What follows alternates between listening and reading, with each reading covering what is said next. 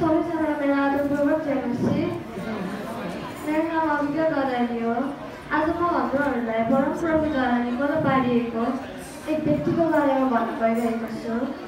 आराम देशका सेनाका सेनापति नामान जुन आफ्नो मालिकको आँखामा एकदम महान र इज्जतदार थिए, किनकि उनको कारणले परमप्रभुले आराममा छुटकारा दिनुभएको थियो।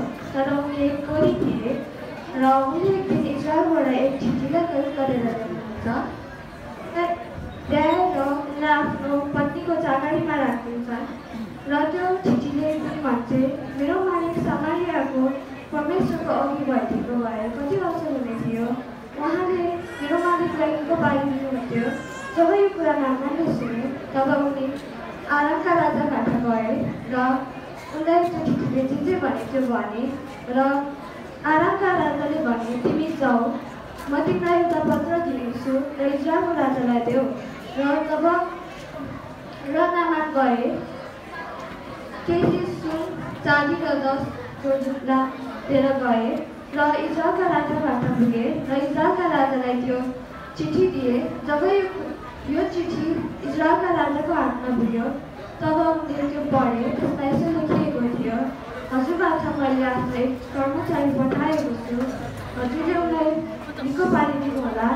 जब यो पत्र इजरायलका राजाले पढे तब उनी क्रोधित भए र आफ्नो वस्त्र च्याते र भने, के म ईश्वर हुँ र के म जीवित पार्न र मार्न सक्छु र यो आरामका राजाले मबाट उसको कर्मचारी पठाएको छ। जब यो कुरा एलिसाले सुने तब उनले आफ्नो एक नोकरलाई गएर राजालाई समाचार पठाए, हजुरले हजुरको वस्त्र किन च्यात्नु भयो र हजुरको त्यो नामान भन्ने मान्छेलाई मबाट पठाइदिनु, उसले नि जानुहोस् इजरायलको परमेश्वर कस्तो परमेश्वर हुन् भनेर। त्यसपछि नामान एलिसाको घरको ढोकामा आइपुगे। जब उनी आफ्नो एलिसाले थाहा पाए तब एलिसाले आफ्नो एक नोकरलाई गएर उसलाई यसो भनेर पठाए, गएर उसलाई भन, निर्जनमा गएर 7 चोटि डुबुकी हान र शुद्ध हो भनेर भन। यो भनेर गेजीले गएर नामानलाई भन्छन्। जब यो कुरा नामानले सुन्छन् तब उनी क्रोधित हुन्छन् र फर्किन्छन् र फर्किँदै गर्दा उनले भन्छन्, मैले त सोचेको थिएँ उनी मबाट आउँछन्, आफ्नो हात मेरो शिरमा राख्छन् र आफ्नो परमेश्वरलाई पुकारेर मलाई निको पार्छन्।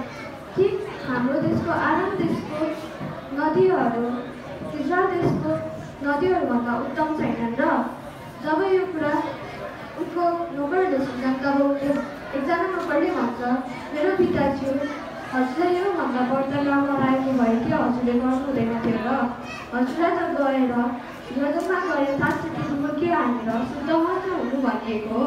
यो कुरा नामानलाई ठिक लाग्छ र उनी यर्दनमा जान्छन्, 7 चोटि डुबुकी खान्छन् र उनको छाला सानो बच्चाको जस्तो राम्रो हुन्छ र कलिलो पनि हुन्छ। जब यो कुरा नामानले थाहा पाउँछन्, परमेश्वर जस्तो अरू कोही पनि हुँदैन रहेछ भनेर, तब उनी फेरि एलिसाबाट आउँछन् र एलिसालाई धन्यवाद गर्छन् र भन्छन्, मैले इजरायलको परमेश्वर जस्तो अरू कोही परमेश्वर देखेको थिइनँ र म अरू कुनै ईश्वरको अघि अबदेखि कहिले पनि झुकेको छुइनँ भनेर भन्छन्। र उनले ल्याएको सुन, चाँदी र वस्त्रहरू दिन खोज्छन्। तर एलिसाले भन्छन्, परमेश्वरको कसम, जबसम्म म जीवित छु म केही ग्रहण गर्ने छैन। र उनले नामानलाई पठाउँछन् र उनको नोकर गेजीमा लोभ जान्छ र फेरि उनी नामानको पछि जान्छन् र नामानलाई फेरि भन्छन्, मेरो मालिकले आफ्नो मन बदलिनु भयो र हजुरले धेरै माग दिनु खोज्नु भएको थियो, त्यो फेरि लिनको लागि म आएको हुँ। र जब यो कुरा नामानले सुन्छन् फेरि उनलाई दिन्छन् र गेजीले गएर त्यो आफ्नो एक कोठामा राख्छ। र जब उनी फेरि एलिसाबाट फर्किन्छन् तब एलिसाले सोध्छन्, तिमी कहाँ गएको थियो?